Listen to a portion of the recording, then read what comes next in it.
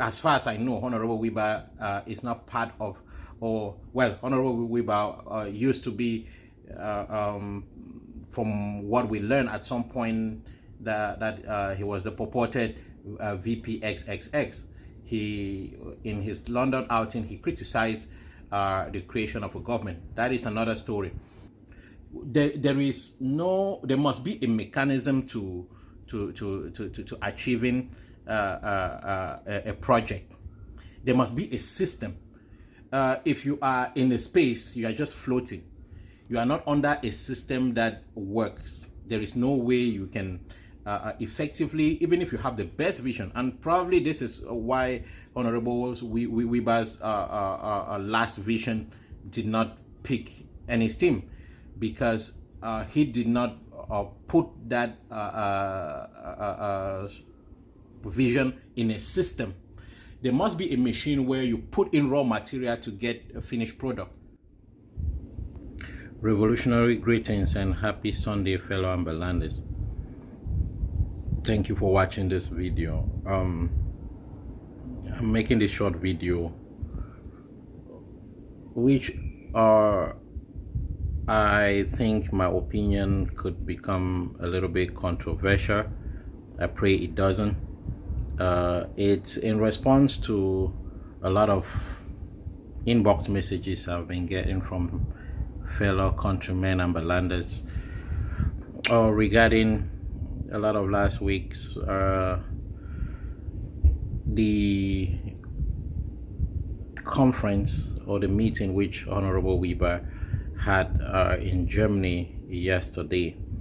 A lot of you have sent me inbox messages. Some have called me to find out, Comrade Silas, you're usually very active and at the forefront of issues like this.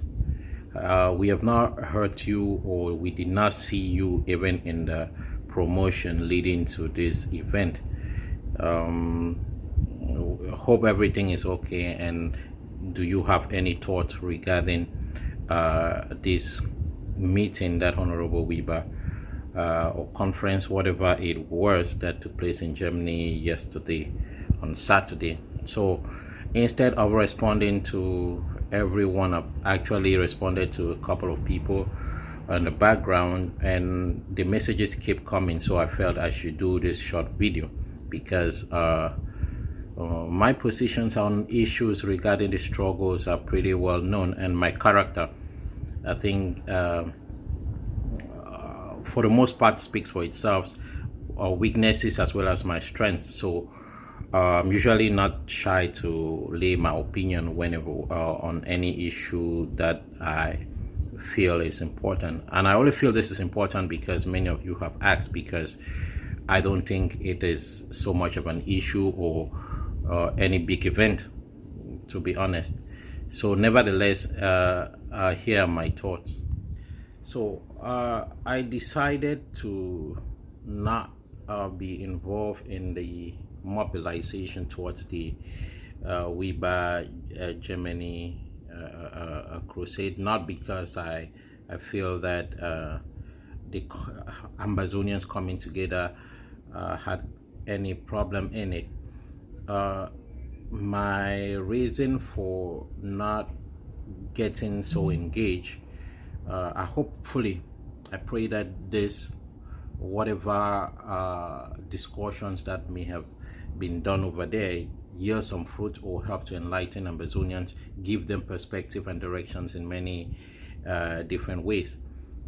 However, I'm reacting as Silas, my own personal opinion, Comrade Silas's opinion on the whole process and what the expectations of such a meeting would have been or looks like.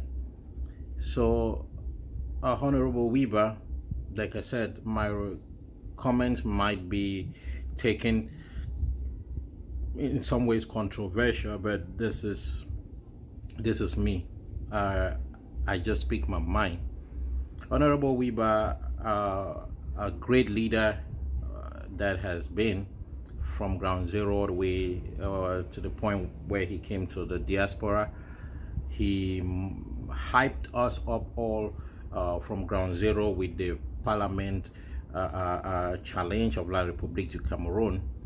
And when he first came out in London, there was a lot of euphoria that the statesman, the very vocal statesman in Ambazonia, who was on the run, has finally found his feet and is connecting with his people. So many of you remember I was involved and active and excited like everyone else during that first outing by Honorable Weber. And I am a very pragmatic person, so I participated and listened to Honorable Weber. Then he came out during that London conference and his book launch and all of that. We were all excited. Honorable Weber actually presented his way forward for the Amazonian struggle. Now, as a pragmatist, after that conference, I followed Honorable Weber, hoping to see how his leadership will translate into action, or his vision. The great leader will translate his vision into action. It's been a couple of years, and of course, COVID hit, and a lot of things have happened. Nevertheless, every other Amazonian leader has also been vocal and active in many different directions. But my personal evaluation of Honorable Weber translating the vision that he laid down then with the forming of the revolutionary councils, he spoke so well and eloquently as he always does, and the plan was pretty clear. Now, as a great leader and me as a pragmatist, I was expecting Honorable Weber to put on his revolutionary boots and get on the mobilization and set up all the structures that he was talking about and get the Amazonian revolution on track. To me personally, that is a failure which Honorable Weber, from the time that he came out from London and the great plan that he laid out, did not materialize, and for the most part, in my opinion, he never followed through the plan that he laid out. So many people today will just be excited to come out because he is Honorable Weber, and of course they should come out. But I am someone who likes to ask questions on my hope is to push things in the right direction. So I did not just want to be hyped up like everyone else. A lot of my fellow comrades, especially in the SCAF, who went for that conference, many people saw all the Mark Baratas, the Sikod, Don Pacho, and they were asking, "Oh, Comrade Silas, where were you?" I am here. I've gone nowhere. Nothing has changed. I salute everyone who went there. But we have come to a point where, especially as activists, we should be able to be critically thinking and impacting the revolution in angles that really come to make a difference. It's not just about being flamboyant. There are things that we have to do, and there is a way to do things. I personally wanted just to stay back and see how everything unfolds, because I felt disappointed with Honorable Weber's first plan. So when this meeting was sold as Honorable Weber bringing a new vision, I did not buy it, and I still don't buy it until I'm proven wrong. And I'll be happy to be proven wrong, because there is this saying that you fool me once, shame on you. But if you fool me again, shame on me. I would rather not have that shame, but I will come back to congratulate if this German vision is actualized.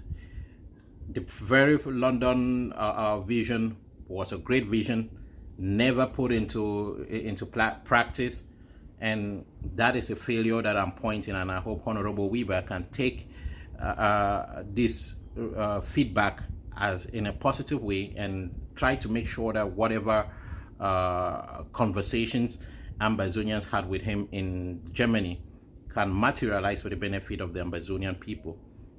And I want to urge fellow Ambazonians and activists that it is not the issue of leadership has been some kind of showmanship in our revolution, which some of us who are vocal should not be condoning just because it puts us on the limelight, or it gives an opportunity for some little clout. We have leaders who have been there. When we go out there and say, oh, this is the Messiah that is coming, and we know that other leaders are there working hard. We have Yerima there who has been going up and down doing his own thing. We have John Ba Akuru, people who are constantly on the ground tilling, and we are seeing them. You have Dr. Lucas Cho Ayaba there, all of these other leaders who are hitting the ground and doing all of those things, and we have been saying. Personally, I will use this opportunity to salute all those leaders who did not wait to be raised before they support or they impact the cause, or they bring forth their vision, because I feel like this Honorable Wiba's outings is a grandstanding, in my opinion, because like I said before, there was a chance given and nothing was done. I hope this time is different, of course, and I truly pray. So I'm saying all of this in good faith. The fact that things have happened since Honorable Wiba came out in London, and as an advocate for the people, someone who has been an MP who speaks for the people, we have had issues internally and externally, and the voice of Honorable Wiba has been, for the most part, silent. Whether it's all the sagas that have happened in Bui, he may be doing some things in the background, of course, but as someone who advocates, when things happen, people expect leadership to speak up. And Honorable Wiba, I don't know, perhaps it's a strategy, but in my opinion, I don't think it's working. I don't think it's right. I may be wrong, but I still have to lay my opinion. So all of what I'm saying is to encourage Ambazonians that we should not be naive. We are all contributing to this struggle in heavy strength, making similar sacrifices in great ways, and no one should feel that it's a Messiah that is not known is yet to come. Ambazonians, this revolution depends on you. There is no new strategy to winning this liberation. It is support Ground Zero with the defense mechanisms, and advocate with the international community to mediate. So there is no vision that is coming from space. La Republique has to negotiate with Ambazonia, and that is what is expected. That will take diplomacy, and that will because La Republique is already killing our people on the ground, a resistance is required. So there is just that two-phase to this. Ambazonian leadership should rather just be harnessing their diplomatic efforts, while the general Ambazonian public harness support to Ground Zero. To me, it is that pragmatic and simple. So any one leader who wants to stand out on his own without making the effort to rally other leaders around him. I don't need Honorable Wiba to call me to come and clap, or Ayabacho to call me to come and clap, or Yerima to call me to come and clap for them. I want to see any of these leaders. I want to see Yerima get Dr. Cho, Honorable Wiba, all Sako, Chris, Anos, all of those people, get them in a block so that their efforts can make impact. That is the only thing that I will clap for, and I will celebrate, that I will pay a flight and go to support. Anything that is going just to hype up our egos, that is, to me, counterproductive to where our struggle is right now. And I was just sitting here thinking, something in my spirit was telling me, your thoughts could be controversial, and I was like, of course they are my thoughts, and I should be able to put them out here for Ambazonians to understand. There are probably a lot of people who are not sure what this meeting is, what the outcomes of this meeting will be, or what actually this way forward is, because so many way forward plans have come up and we are still here. So it is the continuous creation of new way forward that confuses the whole thing. Like I've said, this whole thing is about defending Ambazonian population and advocating for recognition through a mediated settlement between Ambazonia and La République du Cameroon. That is how pragmatic I am, and anyone fostering these goals is doing the right thing. It is past time for us to continue to look inwards, because our solution is not us. Our solution is defeating La République and getting recognition from the international community. We should not imagine a vision that doesn't exist. This thing is straightforward. Focus on the plans that are working.